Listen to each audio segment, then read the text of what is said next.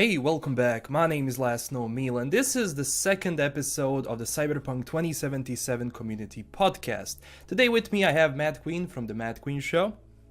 Greetings, Earthlings. TheNeonArcade. What's up? And Subsidian from the TripleSLeague. How are you doing? Hello. Good. You had a fun week? Oh yes, yeah. It's been a bonkers week for a couple of things, like news stories for sure. Mm-hmm. And it's going to be an even bigger week on our Tuesday show. We have Chris Avalon. Oh, yeah, I saw answering that. Some questions. Oh, that's gonna be nice. That's super exciting. Oh, we're gonna be looking forward to that. What did you do, Neon? How was your week? Mine was pretty good. I had a low-key week. I worked, went to the mall with my girlfriend, and that's pretty much it, actually. Yeah, not much. Nice. New Mad Queen? Well, I was going to say that my butt is aching, but it sounds way worse than it is in reality because I went to the gym and I work out way too much. Oh, nice. Everyone has been active, I see. So today, like for this podcast, I was thinking to do something different because we didn't have any big news this week, like no news in general. We can maybe talk about like the characters and how we're going to play through the game, like how we're going to do missions, how our characters are going to act like during those missions, and yeah, are we going to cause havoc or go stealthy? So who's gonna start first? Me.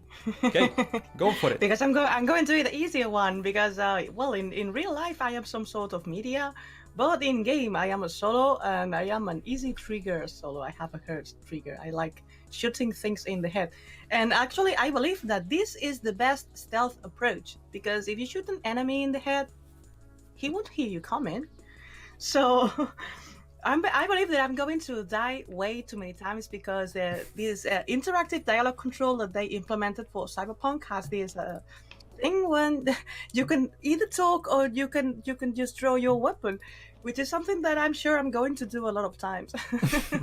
Yeah, that's nice. I saw a lot of people actually going for the stealthy approach rather than going all guns blazing, especially because of the consequences. Mm-hmm. Yes, probably we will live longer if we do that. Oh yeah, definitely. Union? Me personally, I think I'm gonna try to balance everything as much as possible. Because on my first playthrough, I kind of want to get a taste of everything. So I'm gonna go, theoretically, if I could, 33% of each: solo, netrunner, and techie. And probably when the game comes out, that's not gonna really be able to be done. But I'll attempt it. It will. Yeah, you think It so? will. The class system. The last time I saw it, it was, and we reported on this like ages ago, which was a long time ago. I want to make this clear. It was a really long time ago, and things can change. Yeah, But 3 years it was kind ago. of like it was like a web Oh, system. you're talking about 3 years ago, okay. Yeah, so it was originally designed as kind of like a web system, so that you were not locked out of, progressing in any direction that you want to, but you're not going to be given enough to just max everything out. That way, you really get the sense that you're basically multi-classing, and that's Right. like So what I would do. yeah. From a gameplay Jack perspective, functions. it's like when you're building it, you have the option: do you either commit to a single tree and force everybody down the class route, or do you open it up and allow everybody to just kind of do a little mix and matching of everything? And for the most part, that's I think, I'm a big fan of original classes in most games. Like, I want there to be more original classes, but I'm also a big fan of like jack of all trade types too. So Yeah. Yeah, but this is going to be a problem because then you won't be able to specialize. Because I'm sure that if you pick some abilities from one class, then the highly abilities of your class, of your main class, you're not going to be able to pick them. yeah, That's a and that's trade-off, though, originally how it was. That was originally how we got it. That was the design of it. It was specifically made so that you made hard choices as to what you wanted to incorporate. Just like there are some of the other classes like medic and rocker boy and journalist that exist within the game's kind of like secondary lore system. They're not classes per se, but they have options in there, like your choices for your backstory. things are going to affect it a little bit in that way, not directly or like combat wise, but they're going to open that up a little bit in that direction. Oh yeah, especially because if you have like skill trees, and usually what people do, they like, okay, I liked 2 abilities from this skill tree, I'm going to take them. And then if I'm like using like for example, Skyrim is a great example of that. So you're gonna be using light armor, and then you choose like, am I going to use daggers or am I going to go with a bow? So maybe, you know, having something like that in Cyberpunk generally is to like, okay, so I'm gonna be, let's say, a stealthy ninja hacker kind of a type. So you're going to take what you need, but you're going to also sacrifice some of the things. You won't be like, you will die fast because you don't have a lot of armor on you and stuff like that. So I think that's fun, because you, on one side you get an advantage, but on the other side you lose something. Mm-hmm. Well, I'm really curious because in this universe we have knowledge chips. So I don't know if, obviously the skills you acquired with experience are always better, but I don't know if we're going to have available knowledge chips, and this may give you some different kind of knowledge, or even a lower version of the same knowledge that you would acquire with skills. This may be a possibility. I think if they implement that like places of power, like in The Witcher, if you find like a random skill chip somewhere, you could just have like a free ability point, something like that. That would be kind of cool. Well, there's two things that I'm going to throw out for consideration, because this hasn't been really talked about very much. So we know that we can complete or fail missions and still have the progress of the game continue forward. And so what this leads to, and one of the things that hasn't been talked about yet, so I'm going to throw a little bit of a spoiler, so heads up. They've made it clear that there's multiple ways that you can complete missions, including like conversation routes and also like the combat route. But something else that a lot of people haven't considered or haven't realized yet is that this also includes non-interactive paths as well. So instead of like going in to try and steal something, or to by brute force or by coercion, there will be the option to go in and steal something like a ghost, like basically break in, take it, and never be seen and never interact with anybody within the mission either. And there will be a handful of scenarios where this is an option. And so this is going to open up a couple of big questions as far as experience gain as well, because if you get XP per kill, or if you get XP per mission complete, but if it's per kill as well as mission complete, then what's going to be the best way to get to the highest level possible, and how will that affect the end game? So thoughts on both of those? I think they'll probably make equivalents for whatever you're doing. I think they'd have to balance it like that, because if they just go by kills, that's kind of that tips it in the favor of obviously a solo class. Yeah, especially if you're gonna have Go on. Yeah, especially if you're going to like avoid killing people, so they have to balance it out. I don't remember, how did it work in The Witcher? I don't remember that you had PX per kill, only for big ones. I'm not sure. Do you remember? It was like basically like mission turn-ins too. It's like when you completed something that you progressed, and so that's a system that I'm suspecting that they're definitely going to be using. Obviously, is like when you complete the mission, and we kind of see it as it's kind of set up. You go out, you do a mission, and then you return, and that's kind of how I think the progress is going to work from there. But as far as like just generally going, I'll use Skyrim as an example. You're sent to go get something, or to steal something, or to free somebody. You can do it in a lot of times, especially if it's like a theft mission. You can do it without being seen, without being spotted, without interacting at all, and therefore the only thing that's really given to you is the experience in your stealth and whatever other skills that you use while you're stealthing. Whereas if you were to go in and do a combination of all those things, then you'd be getting experience for both combat, conversation, and that's true. Whatever other skills you're throwing in. There's definitely a way to min-max everything, and in a lot of ways the best way to min-max everything is to stealth through to the very end, get what you're going for, have a conversation with somebody, and then work your way back through the mission by killing everybody. And that's the way to min-max everything. Well, Which would be really funny. It's like they're trying to protect the vault, but then the danger comes from the vault, so to speak. Just throwing out a general example. So you had like this some sort of chart in what game was? Oh, this Arcane Studio game before Prey. Help me out here. Dishonored 2. Oh yeah. Yeah. You had this kind of chart in Dishonored 2 of how stealthy you were.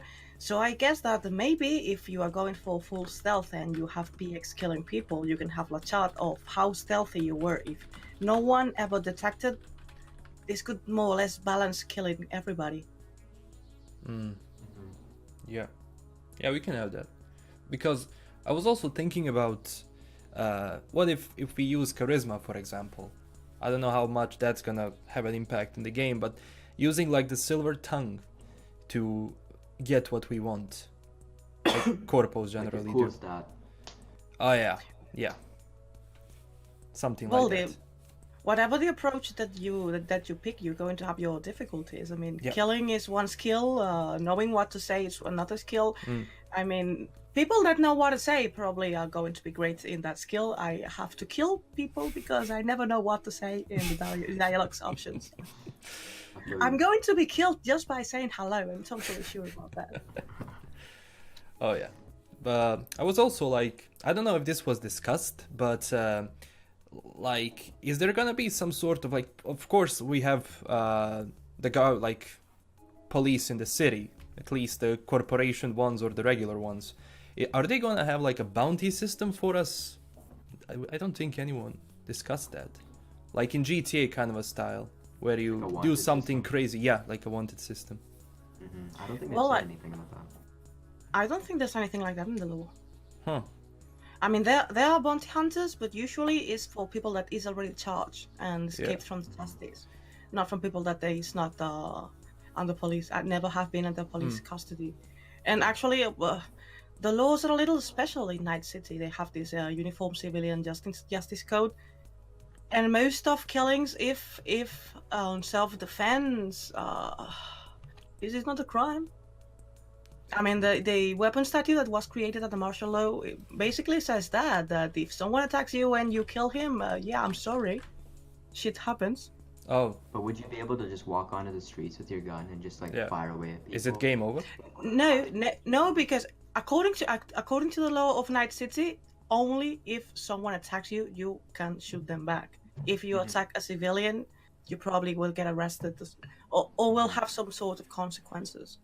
Oh yeah. I mean, this was built off of the concept of the American system that they have, and it's very much like, I'm trying to think of a good example that wouldn't be disrespectful. Okay, so there was a fellow who climbed a bell tower and started to shoot at civilians down on the street. It was, I'm not sure exactly the motivation. It was either crazy, insane, or terrorist related. But he did so in one of the highest gun capitals of the world, in the States. And the bell tower suffered so many bullet strikes from civilians who were just armed that the bell tower had to be repaired for structural integrity. And I believe the guy was killed by civilian fire. So in that case, you have a scenario where, in a lot of places that would have ended up quite badly, and what I believe happened, it's been years and years since it happened, but I believe basically what happened is that it was as far as causing damage, it was a complete reversal. And nobody, I believe, and I really should have checked on this before I used it as an example, but I believe that none of the civilians were charged. So in that respective, I think that's what we're expected to see as far as how the game bleeds that kind of a subject matter into it.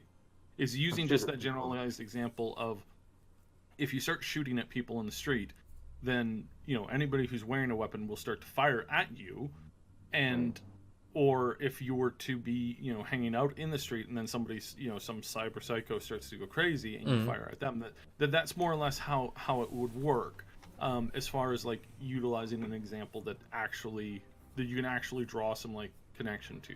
But they also mentioned, did they not, Mad Queen, that the police in the game are no joke, and that if you go on a rampage, the chances of you living through the rampage is like really, really low, right? Yeah, they'll mess you up. Totally, don't mess with the police. Yeah. Don't mess with them. Even less in the corporate zones, because it's corporate police. And I really don't know what happened in with Arasaka in the Cyberpunk Red, but if they are Arasaka, you don't mess with them. You just don't. That's why we're sponsored by them. Obviously. And now a few words from our sponsor, Arasaka, the best security mega corporation in the universe. No, I think like police is probably gonna have a lot of HP. Like in The Witcher 3, once you go into a city and you like civilians, if you kill them, like the game ends. But for the guards, you can try and kill them, but they do a lot of damage. So it's probably going to be something like that, like the similar style. If you go against them, they will have a lot. And then, for example, like you destroy the first wave of the police, then they send like someone else. They send squad. Yeah. Max tack or whatever. Yeah. Well, in That's- fact, And in they put out Cyberpunk... Sorry. They put out some news about the tax squad this week, didn't they? Not CDPR obviously, but didn't Telsorian put out something interesting on that?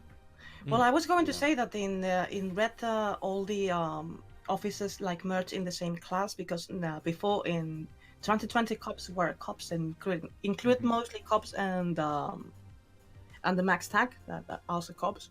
But in the new edition, they included the law enforcement division and any kind of security agent. And I don't know how this is going to be translated in the game, if this is of some relevance. Because in that case, we will have police, we will have corporate police, we will have max tag, and we will have the National Law Enforcement Division. So we're going to have all sorts of also- agencies to be careful with. There's also Dexter's bodyguard, right? So he's kind of... I don't know if he's going to be in Arasaka security, because he's wearing all black. Right? Is that a hired out bodyguard from Arasaka? Like, where did he get this bodyguard from? Well, I was thinking usually if you're an edge runner of some kind, usually you don't hire Arasaka. You go for a good solo, and So maybe you he's hire. just a solo, yeah. I took for granted he was solo. Maybe he's an. I don't Well, know. he didn't have Maybe he they didn't are have the waiting. logo, so Sorry. he didn't have the Arasaka logo, so that kind of... Yes, Shut usually that they down have a the little Arasaka bit. security in the front, and I hope that they are like waiting to make the big reveal of the Arasaka security officers in the next trailer, because this is like something super important in the lore. And what we saw so far were like couple of typical things, but not the core of the lore that fans love. You know what I mean? Right. So I hope that reveals like is the characters that are going to be in the game and what happened with Arasaka security. I hope that they are waiting to make a big reveal about that. That'd be sick. I'd be down for that. Yeah, there's gonna be a lot of new things coming in the reveal. Yeah. Yeah. I think originally, in the original kind of concept of the story, especially that we can see from the teaser, I think that was kind of more or less a larger focus of the game. But then having this Merc come in too as the main protagonist, I think that changed a little bit of the story. As far as where they were going to focus on, I think where they were trying to focus on was definitely something a little bit more up to the like the police kind of side of things, just judging from the trailer. But I'm not positive on that. So. Well, I remember that one of the first images that was officially released of this game was like a solo in a street with a mecha, something like that. Do you remember? Yeah, I remember that one. He's got like that the weird concept pink art. jacket. Yeah. Yeah. Yeah. Didn't they later take that back and kind of like... No, they haven't really promoted that anymore. I mean, that was like thing. early.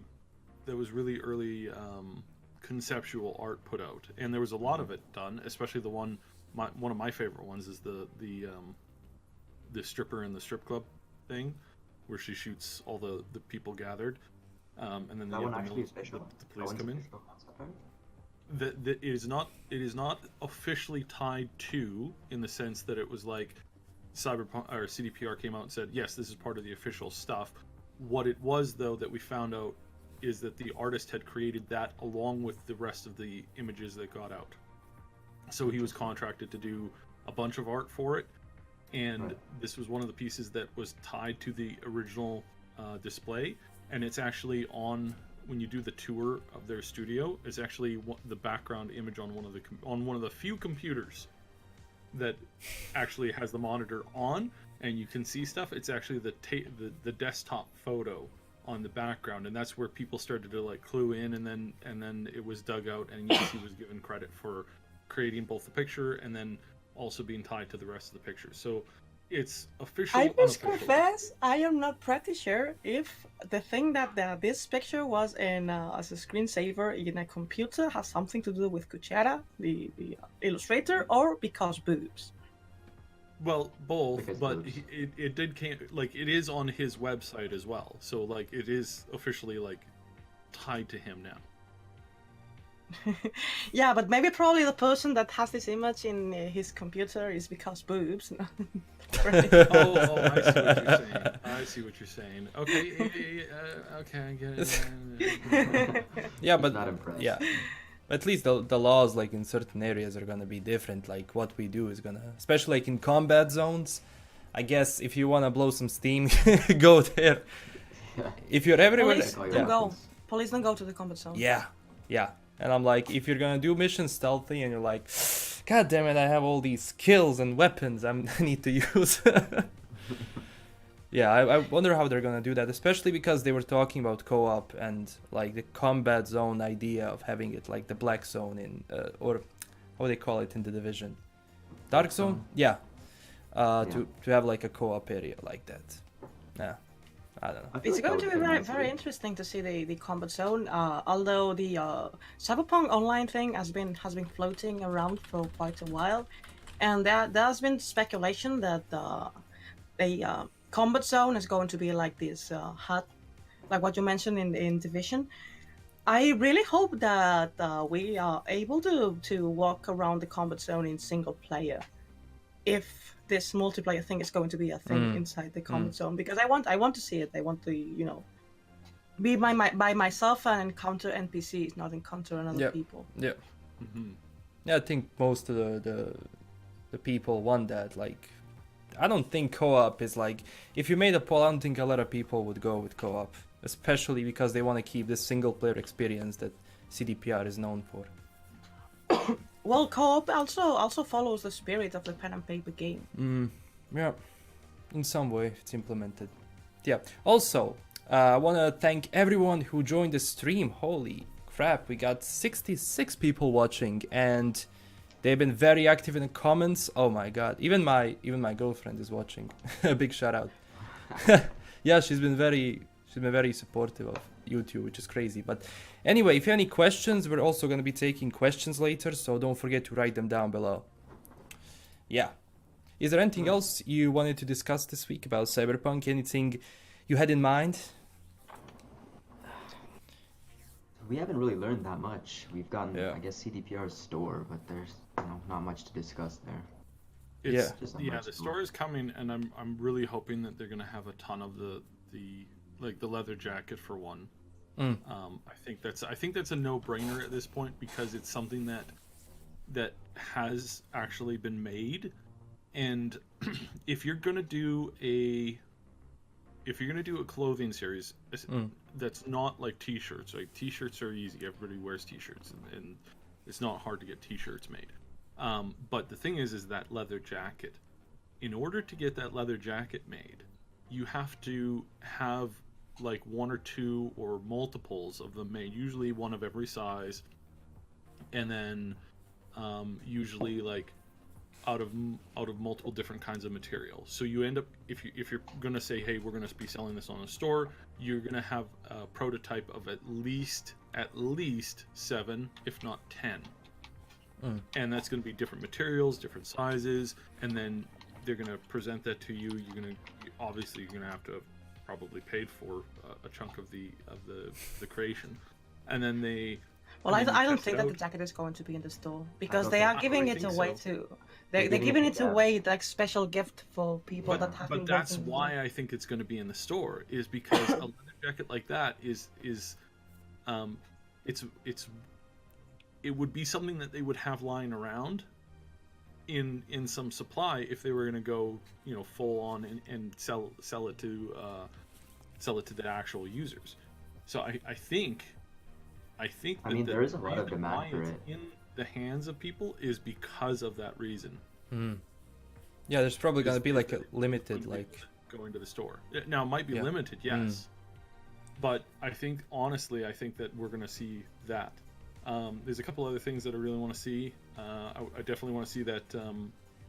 Speaking of that art scene, the see-through jacket that she's wearing. Yeah, I'm sure that'll be a hot seller, right? You know. And then what's the other one? Definitely need some of the LED infused items and gear as well. That'll be really cool. So yeah, I think the store will be a big hit, especially if the game is a big hit. You know, people have been. I can't tell you how many N7 hoodies and T-shirts were sold at the height of the Mass Effect series. Oh yeah. And if they can get that level, just a similar level of like fan favoritism, then we're going to be seeing I mean, I don't know about you guys. We do a lot of conventions and stuff. We hit up a lot of gaming conventions and even like anime and pop culture conventions. And, you know, 3 or 4 years ago, Mass Effect stuff was everywhere. Oh yeah. Constantly. It's not anymore because, I mean, you know, what happens when you spit in the face of your fans. But, like, the community really is looking for something to get into and something to throw their support behind.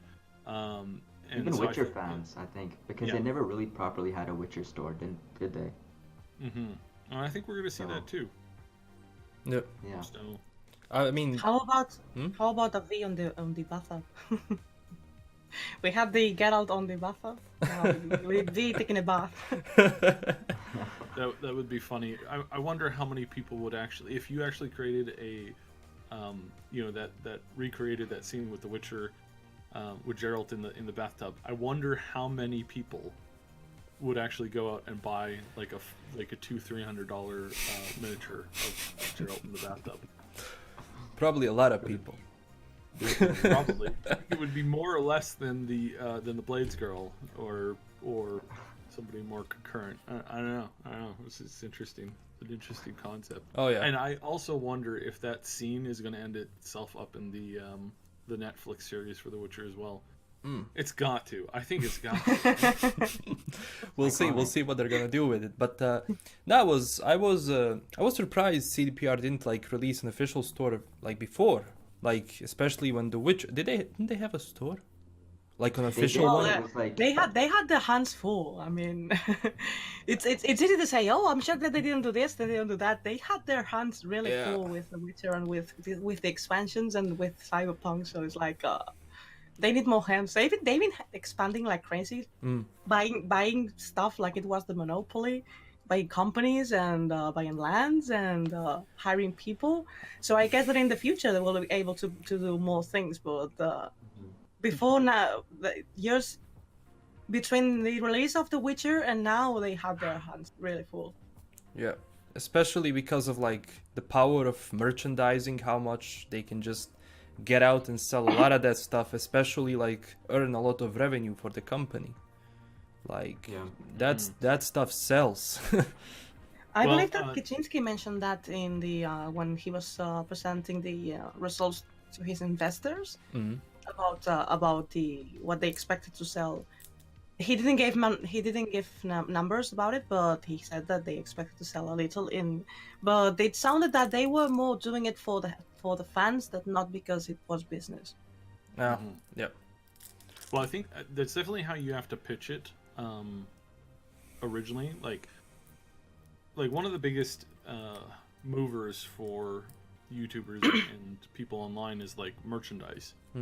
And I remember trying to pitch to a company many years ago to sell like like merch that was tied to like some rising like stars, and people were like, no, there's no way that would happen.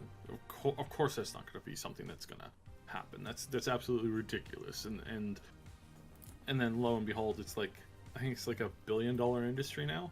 It's like it's more, if you're including like all merchandise for like internet related things, it's well over 2 or 3 billion, I think. But it's not like, it's not it's like, only yeah, that. yeah. It's also that if you want to create merchandise around your brands, you need to license the brand, and then things like the Bethesda back can happen. And then they fire back at Bethesda, not at the person that did this. That's what happens when you license your brand. So I guess that they want to have everything under control. Yeah, that's and smart. controlling their brand is probably is a really good idea. Necron Orson says that he wants a Jackie waifu pillow, and I think this is probably a brilliant idea. Having Jackie on a giant body pillow lying next to you, waking up and seeing his face. I'm sure that's what a lot of people really want. So yeah, I love that when you sound effects. When you squeeze it, it'll shout Spanish slurs. Put your pants on your culo. Because you sleep naked. I'm keeping the cyber culo thing. I like it. Yeah, but I think like Witcher stuff is gonna sell, and like because of the Witcher 3, I think everyone was just waiting for like, oh, we wanna buy something, and then I think as Cyberpunk comes out and more people hear about it, it's gonna skyrocket. Especially because like The Witcher 3 came out so many years ago, and like even though you have the fan base still, it's there, the community is there, the release of Cyberpunk is gonna bring so much more sales to everything. So in my opinion, I think if they want to expand, you know, their activities, if they want to build more games, to be more active in that area, this is definitely one of the good ways to crowdfund that money, to raise that money. Ali was asking a moment ago, what did we expect for this special edition? Oh yeah. What's your thoughts on that? What do you expect? I want to see an art book. That's all I want to see. Oh yeah. That's all I care about. I'm pretty sure that we're gonna have a miniature in one of the versions. It's just something that is more and more prevalent these days, and I'm pretty sure it's gonna be the Blades girl. I mean, they already have it in full production, so moving it to full production is gonna be pretty easy. Yeah. Well, I hope they put more copies of the special edition of Cyberpunk than the ones the number they put out for the special edition of The Witcher 3, because they were sold out like in minutes. Yeah, like 30 minutes or something, right? Yes, it was amazing. So I hope that this time they put more units in the market, so more people are able to buy it. Well, I mean, good lord, they had the collector's edition of Borderlands go up on the Gearbox store for like the physical collector's edition, Like and it $300. sold out in like 45 minutes. And they're just like completely sold out now. It's like, Oh damn. goodness. Uh, Goodness me. We also have a question, will CDPR show at this E3 the second AAA game? No, all the focus, it's gonna be on Cyberpunk. They don't wanna spoil anything. It's gonna be Cyberpunk all around. They've been waiting for so long to show it. Yes, at last. Yes, Cyberpunk. Yes. Like I'm that going to go screen, crazy. it's ready. Imagine finally seeing that screen, it's ready. They're gonna do it. They know it. They may do a teaser of the next game. No, that I know, not that I know of. Actually, in the investors conference, Kaczynski said that they weren't going to tell anything about it, because now the focus was on Cyberpunk. So yeah, Cyberpunk everywhere. I was talking yesterday to one of the moderators in the Cyberpunk official Discord, and he was saying, I know what's going to happen when they say the release date. We're going to spend 3 days or 4 days talking to each other like, is it it's going to be released? Yeah, are you sure? Yeah, I think, yeah. Release at last. To convince ourselves that this day came at last. And then I'm going to have the game in my hands, I'm going to put it on the console, or I'm going to play it on the PC, and I'm going to grab the controller, and I'm going to completely forget how to play a game. I'm sure. We also have another question. Do you think they will release a video trailer for each background choice you can make at the character creation? What do you think? I think not. I don't think so. Yeah, that's gonna be like in the game. They're gonna save it No, for. because that would spoil the surprise. Yeah. What does Yeah. that exactly mean? Yeah. Because that's one of the fun things of the game, that you exactly don't know what it means to pick the backstory.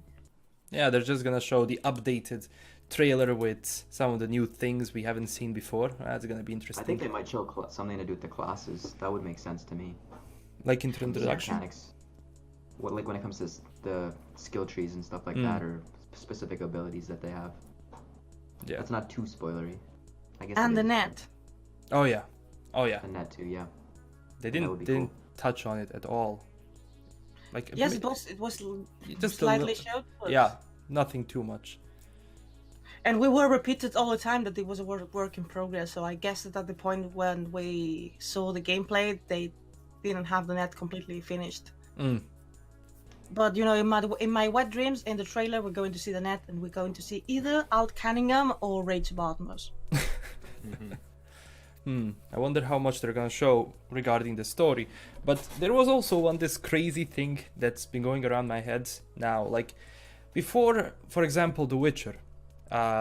Before, like CDPR, it was somewhat famous mostly in Poland. Then, as you know, the popularity of games rose, so did the popularity of the books. And then we get the deals like, okay, Netflix is producing the series. Do you think is there ever gonna be a chance, or is someone gonna be crazy enough if this becomes really popular, if the brand of Cyberpunk, like especially Cyberpunk 2020 universe and 2077, do you think it will ever go to either Netflix or in a form of a movie? Well, there are a series of Cyberpunk series lately on television, Altered Carbon. No, I don't mean Cyberpunk as a subgenre. I mean specifically. No, but I mean, yeah. as Cyberpunk as a subgenre genre. is now popular, it's more than likely that someone wants to produce Cyberpunk 2077, being a genre that in general is quite popular right now. So I can add something to this. There is as you know, I'm very well connected. I'm also very well connected with analysts because my job is mainly as an analyst. There are analysts who are watching right now, and they're putting together a pitch idea for a certain studio to get the rights to do work directly within the Cyberpunk thing. No offer has been made yet, but they're preparing one. Oh. So the critical reception of the game will impact how that works, and these, like, you just don't call somebody up and be like, hey, we think this might be good for TV. I mean, Netflix does that because they're Netflix, but as far as actually like putting a plan together, putting money where it's going to be filmed, how it's going to be filmed, what studios you're going to use, what unions are involved, like a lot of this stuff is stuff that you'll get caught up on if you're not aware of it and diving into it full time. So when they structure it like this, it's a little bit different, and it's more like you take it with a lot more severity, because when somebody shows up and says, with this kind of a deal, says, hey, here's the deal, we're talking like 6 months and they're into production, versus like it's a conceptual idea and then 2 years later the wheels start grinding. Like, that's the difference. So what we have now is we have at least one studio that I know of who's going, yeah, we're going to keep our eyes on this, and we're preparing a deal, we're doing the legwork for it already, and if this game is a humongous hit, and if the Witcher series is a humongous hit, because that kind of showcases what kind of a fan base will cross over from the video game to the show, and how that will affect the numbers. If all of those are like, super green, then they're going to approach both parties that are involved in Cyberpunk with an offer relatively quickly, and they're going to want to get in on that. So it'll depend a little bit on on the give and take of the game and of where everything is, and again, if it does bonkers numbers and it's really, really solid, then CDPR might have their own idea of getting into. They may not accept the deal or the offer. They may want to try and do it themselves, or get an idea that they control more, right?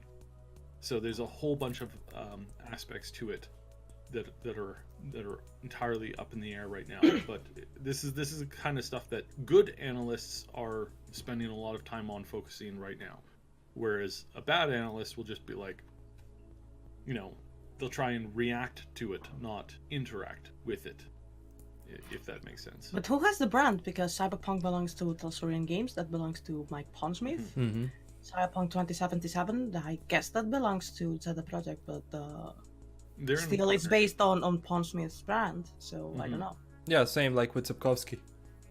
Yeah, so somebody would have to, they're going to have to pay off both parties involved, because the lore is interconnected. Because Mike Pondsmith said that he's not interested in creating, 8 different lore, 8 different existing like universes, right? Where it's like, it's the Kelvin timeline, and then the Prime timeline, and then the secondary timeline, and then there's this other timeline from the a cartoon series that was made back in the 70s when everybody was high on drugs. And it's like let's focus on one thing at a time here and build that out, because as it turns out, destroying your own lore is not a good thing. So yeah. Well, I guess that if they make a series, the most interesting thing to do would be to make the original lore in series, I believe. Yeah, because that is kind of rounded when it comes to story. Like, most of the stuff has been like explained and everything that happened. So like maybe putting like a new character into that time and place where he's going to experience those events. Or you mean like everything that happened in the lore, completely make it into a series? Well, I mean that we expect that in the video game we're going to see some of the characters of the 2020 lore that are more important. Mike Pondsmith, I believe, that recently said about Morgan Blackhand being in Cyberpunk Red. I'm not 100% sure about that. And also we're expecting Johnny Silverhand, because he was mentioned in the gameplay. I'm trying to figure out what other characters. I'm guessing Al Cunningham. I'm expecting Anastasia Lucchesi. And when you all introduce these characters in the video game, people that are not familiar with the original lore are going to wonder. So why are they here, and how did they get here? And prequels are something that people used to like. And actually, the prequel is what existed before. In that case, it's not a prequel; this is the sequel. But as the vast majority of people that will play the game will not know all the lore, I believe that if you create a product that it will be can be marketed like the prequel of the video game, it can be really successful. Again, depending on how the game does. Well, I'm sure the game is going to be great. It's going to do great, and it's going to sell a lot. I'm totally positive. I think it's more dependent on how well The Witcher does. The Witcher Netflix series. The Netflix series. That's going to be a big metric to compare to. Oh yeah, definitely. Right now, there's a lot of studios that are looking for the next big thing. Game of Thrones is wrapping up. In 6 months, it's going to be over and done with.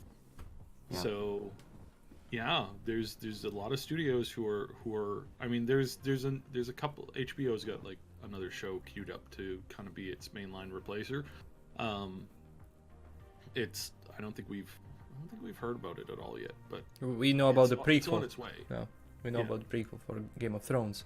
We also have Amazon coming up with Lord of the Rings. Yeah. And Good Omens. Why don't you mention Good Omens? This is the only series that I'm hyped for this year. So, when is The Witcher going out? Sometimes at the end of 2019. That's what they. I mean, they said 2019, but how the production is going and the editing and CGI, I think it's the end of 2019. I think it's fall, slated for the fall. Yeah, could be something like that. I know they have their release schedules when they release something, so I'm guessing that particular month that's gonna be their biggest thing. They're gonna market like crazy. That might be crazy because it might cross over with like the release of 2077 as well. It's abandoned in 2019. We'll see how that thing is gonna go.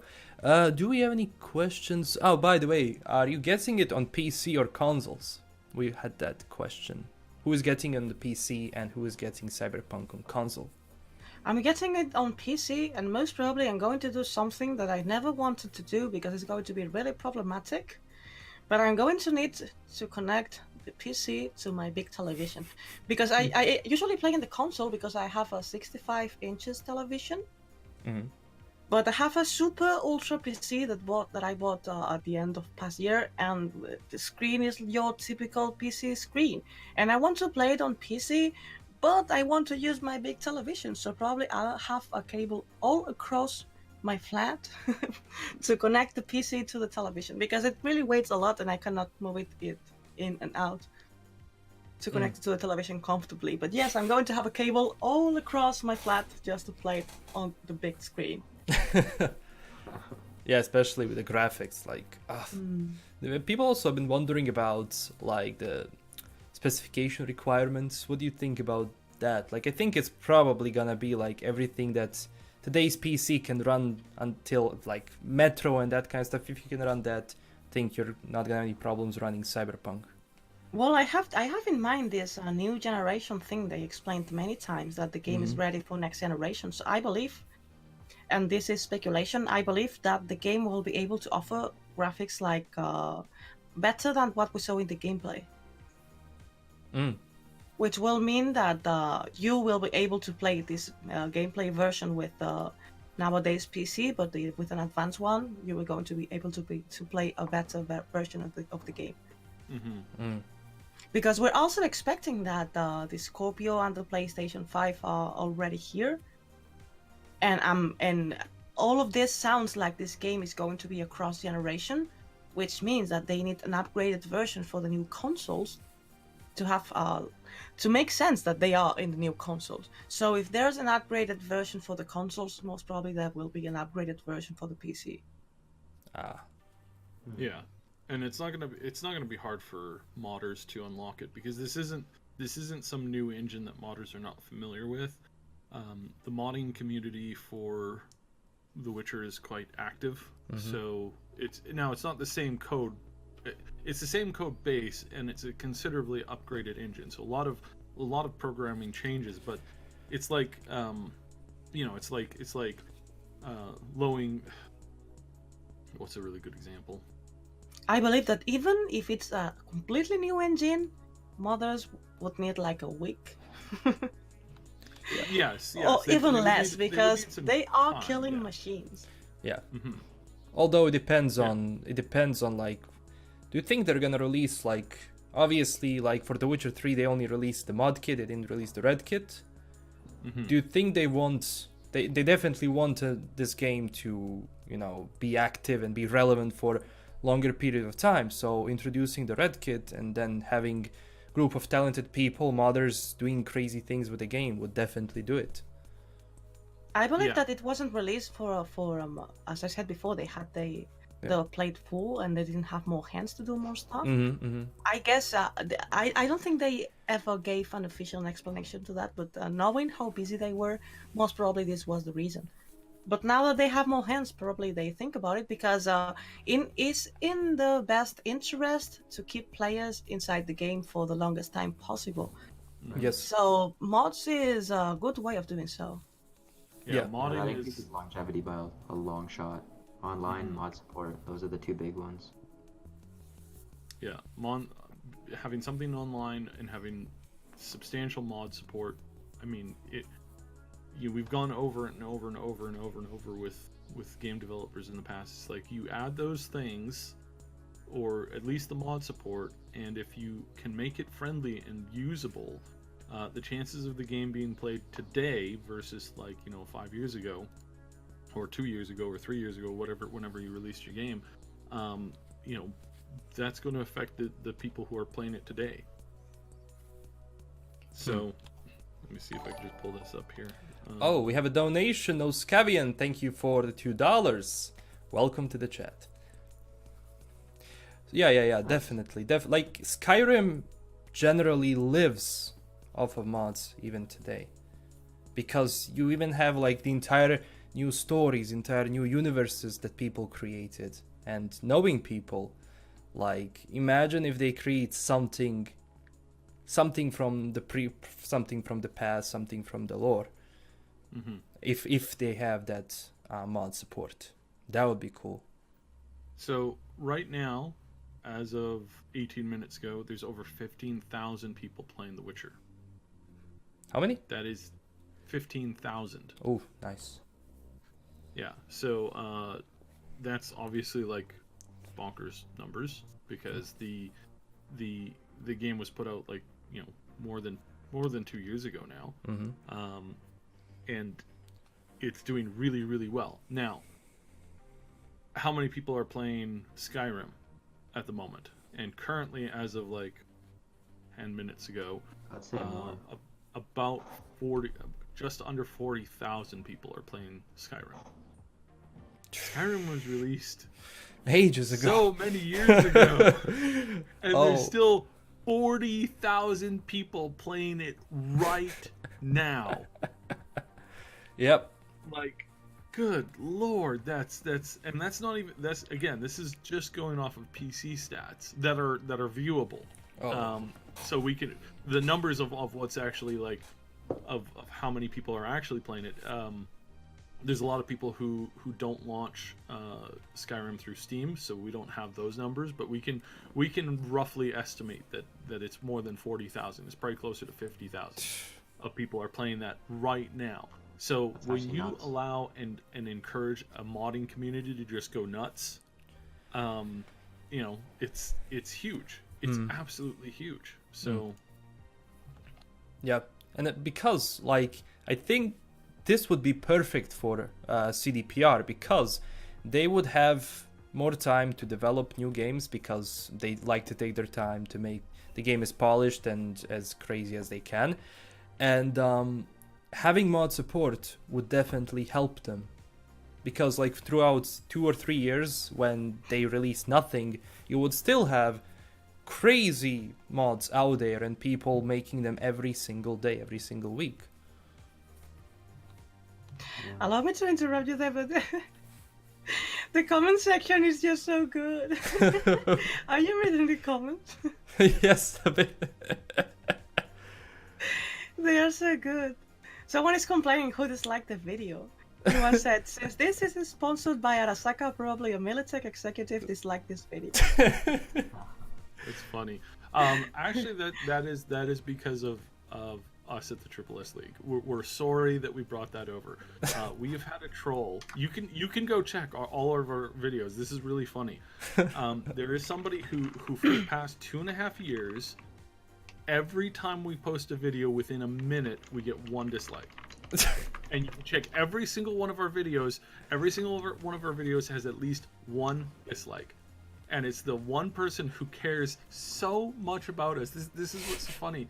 There's one person out there who every single minute of the day is looking at our feed, waiting to dislike our video. It's really funny and it's really good. And I know it's not a bot, because it's not like always at like a certain time. They always show up at like a random time.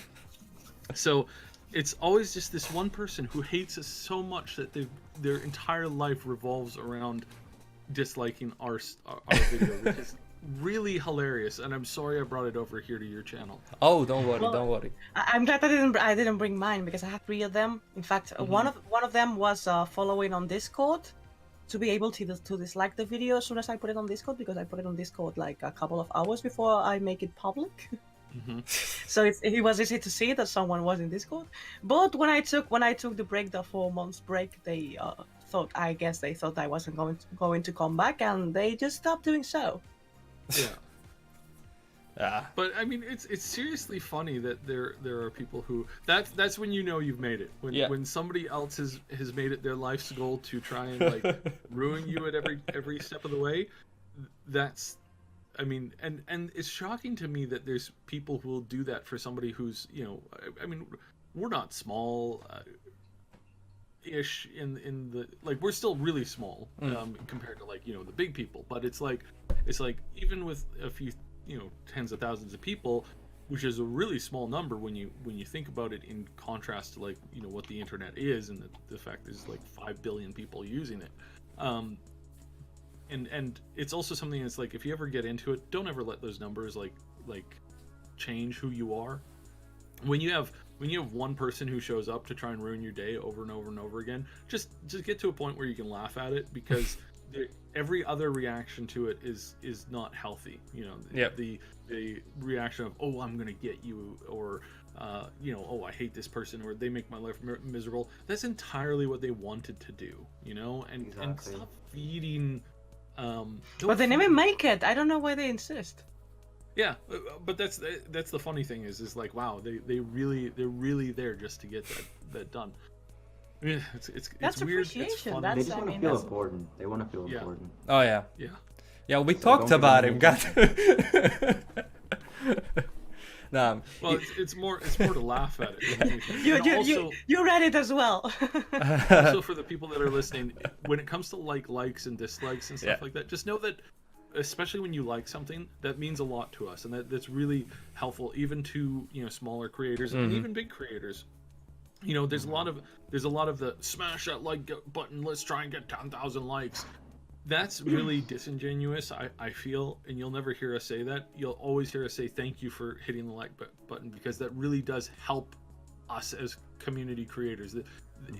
When somebody's treats it as like a throwaway thing, it's really disingenuous. But when we say, hey, it really helps us and we appreciate it, then we're speaking from the heart on that. True. Now we call the S-Known Neon Show. Yeah, I like that. S-Known Neon Show. That's a good one. Yeah. No, this is very good. I know that I've been getting messages about this podcast for the entire week. Like, it's a great thing that we managed to get together and talk about it, especially now that we're gonna be receiving more news in the next 2 months. Yes, and again, because everybody is asking about it, Kazuliski was invited, but he kindly refused because he rather's working alone, which is something that we do respect, and no problem about that. Yep. But yeah, maybe because maybe one day. Yes, I would had love to have a him on the lot show. of questions on the first podcast, like where is he? Well, he didn't want to. I'm not going to force him. Yep. I don't want to end up with a restrained order. No, don't worry. I mean, let's joke. If I end up with one, I want it to be in the Polish police. Okay, go. No. But this is shaping up great, and especially now, like it's hard to find topics when there are no topics. But still, I like this podcast because we're still able to somehow talk about Cyberpunk and have fun with it for an hour. Yeah. That was great. Excuse me, but I need 3 letters from the project to make a 10 minutes video talking about Cyberpunk. Honestly, right? We're starving here for info. It was a little quiet this week because gaming news in general was pretty hefty. It also comes on the heel of them doing, I think, 2 interviews and the financial thing just recently. So it's going to be a little quieter. I'm suspecting that this week we're going to get another drip. And then the week after that, if it was a small drip or if there's not anything, then we're going to get something major. Not major, sorry, something medium. That's a better word for it. Something on the medium scale. A new picture to analyze. Yeah, hopefully. And this is what I've been saying for a long time, is that they're trying to keep this in the news. And if you look at charts, and I look at charts all the time, every day, my brain is filled with nothing but charts and stuff like that. Every time there's search parameters for like people searching for Cyberpunk news, every time it gets to a certain low point, boom, something pops up. Oh yeah. And that's how it's been working for well over like a year solid now. Ever since the original like beep that they put out. Oh yeah. It's been one thing after another, and I know because I've talked to people within the company that they'll watch if any leaks have come out recently, to know whether or not they should add something else. Because if a leak comes out they'll let they won't do an interview, or they'll wait on doing an interview or something like that for another week, because they know that leak is gonna keep the news cycle going, and then they wait a little bit more, and then they're not, it's not a primary thing that they're watching. Obviously they have important things that they want to release on a set schedule, but when it comes to like the little stuff, they're constantly paying attention, and they've been doing a really good job. The only thing I wish more from them is that they were a little bit more lippy in some of their Twitter stuff. Unfortunately, I think we're not going to get, but I really like. You guys know about the Wendy's Twitter account, right? Yes. Yeah. I wish more companies were like Wendy's, because honestly, I have not eaten at Wendy's for a very, very long time, up until that Twitter account showed up, and now I get all my keto like meals on the go there. Like I shouldn't eat hamburgers without the bun, basically, because it's like they're funny. They're so funny, and it's so entertaining. I would have loved that we were doing this. Sorry for interrupting you, but before we forget about that, I would have loved that we were doing this with a camera, because I would have loved to see Neon's face when he was salivating, saying, "Oh, an image to analyze." More socks and sandals for me. TheNeonArcade, the expert in finding this little detail that nobody else noticed. Not even on Reddit. Quit making fun of me, guys. Jesus. But it's with love.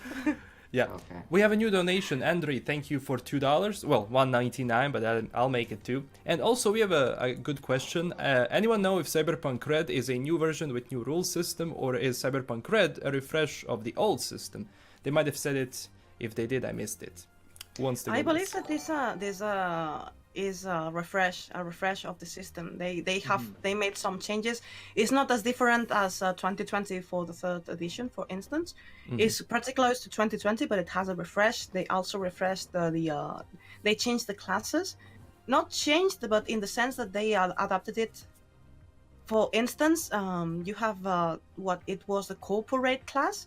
Now it's going to be executive class, and they're going to have rules in case that you want to change class. For instance, you're a rock boy, and at some point you signed for a music distribution company, and you become an executive. You keep having part of your rock boy abilities, but then you have the executive abilities, and they are creating rules for that. And also, as I said before, in cops they are merging all kinds of cops. And I guess that they're going to make hackers, and where they're going to merge netrunners and the crystal jogs.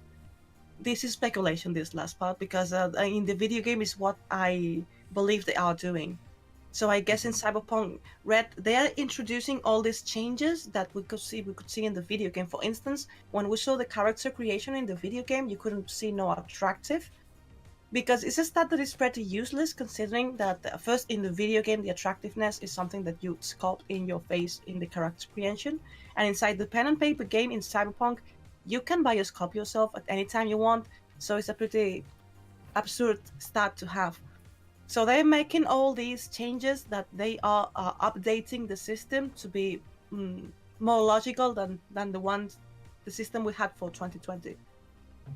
Also, they're going out of their way to update some of the rule codes, which isn't a lot. Like pen and paper is always very different than a live game, especially one that's not turn-based, or not like you can't just freeze time whenever to make judgment calls on the fly. There is a little bit of a change that goes there, but if there is ways that you can kind of keep it at the heart of it. This is actually something I was talking with both with Chris Avalon and also with another game developer that I can't mention at the moment recently on that, is like, where's what do you do when it comes to incorporating that, right? How's the genre merging and changing when it comes to more of the tactical, slower games, more of the things where games came from originally, looking at more of the turn-based games that we had that first showed up, like Icewind Dale and Baldur's Gate and Neverwinter Nights, to games that are a little bit more progressive in that sense, that are more faster paced, built for the current kind of like, I don't know, mainstream type games. It's like, how do you keep that stuff important? How do you keep that stuff around? And some companies do it really well, and then some companies do it less than well. And it's something that a lot of the game designers realize that that's the core, that's the root, and we don't want to go out of our way to change it without needing to, right? So that's something that the designers are very, very key on trying to keep involved, is trying to keep the feeling. And there's a bigger push more and more to return to a lot of the turn-based games. Like, look at how well Divinity Original Sin has done, and other games like that. And XCOM has had a big resurgence as well in the last few years. So this kind of stuff is going to stay. So they're going to tweak it, but they're going to try and keep the spirit of what it was meant for. So I hope I didn't go too off the rails in that one. No, it was okay. We have. Is there a chance for, I never asked for this, Easter egg in Cyberpunk 2077? What do you think? Yeah, there's gonna be Easter eggs. Don't worry about that. I was thinking about the question. What do you think will happen when you die? I believe that someone is going to pick you up. That is not going to be the Trauma team. Most probably it's going to be the Neuronet, this new corporation that appeared. But like, you lose something, you lose money, you lose, and how? Well, I think in the case of like getting your head blown off, I'm pretty sure you're just dead and you just are forced to reload from the beginning. But yeah, I think that for the most part, that's more or less the concept that they're going for. There's a point at which you don't want to interrupt gameplay too much, and that comes with like advanced systems of res and stuff. I talk a lot about how much I mod Skyrim. My current Skyrim has utilizes a couple of no death systems. There is still a death system, but it's like it's different. So if you go and you attack a city guard, there's a good chance that they're not gonna cut your head off or just stab you and then you're gonna die. There's a good chance that you're gonna get knocked out, or you're gonna get beaten down, and then you're gonna wake up in the jail cell, and then you've got like a day before you're sentenced, and then depending on your crime, you might get executed in a public square. And if all of this stuff happens, it's this slow progression towards, well, I'm totally gonna die, and I need to try and get away, I need to try and get away, I need to try and get away. And it's really fun playing setups where it's like, got captured by some bandits, they're going to execute me tomorrow, I'm going to just try and run, and I'm going to jump off a cliff and hope I live. And this kind of like, while being led to their execution post. So stuff like that is not something that you can add into Cyberpunk 2077 without really just setting the game off on a wild tangent. Much Sorry, like Cyber, no, we are not laughing on you. We are laughing on the comments because they are really good. There's some really good ones. Yeah, but I don't know. Like, I think the best option would be like, I don't know if it's gonna be like GTA. You brush off and you're outside the hospital while you got blown up. But I probably think it's gonna be either game over, or you could be like beaten down and robbed.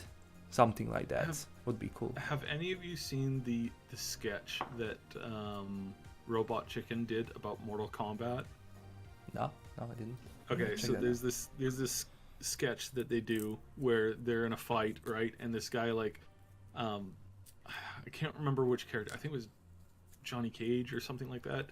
And he's in this fight and he gets his back broken, and whoever won, Scorpion or whatever, was like, aha, victory. And then it shows him in the hospital, and then it shows him like trying to be in recovery, and his wife is by his side, and she's like, you can do this. And he like is struggling to walk, and then eventually he starts walking, and then he slowly gets it better, and then he's out in the world, and he's jogging and he's training, and he gets back into the fight, immediately gets his head ripped off. It's like yeah, that's erotic. Well, we shall see. What do you guys think of wrapping this up? Do you have anything else to say? Neon, you've been quiet. What's up? Yeah, we can wrap it up. He's been I thinking mean, about this there's- image that they're going to release for us to analyze. Yo, I'm stoked for the screenshots. I just need screenshots. That's all I need. And I'm a happy boy for like the next 2 months. Just give me something. CDPR, if you're watching, please. I beg you. I wonder if there is It's someone sad from to- CDPR watching this.